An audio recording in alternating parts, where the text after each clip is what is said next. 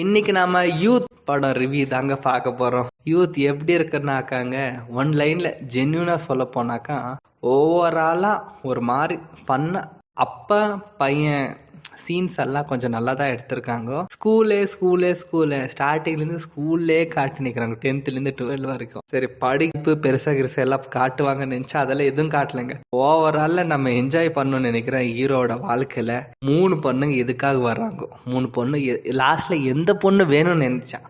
லாஸ்ட்ல ஹீரோ கருத்தூசி கூட போட்டிருக்காரு. ஊசி பாவம் வலிக்கு போகுது, பாத்துக்கோங்க.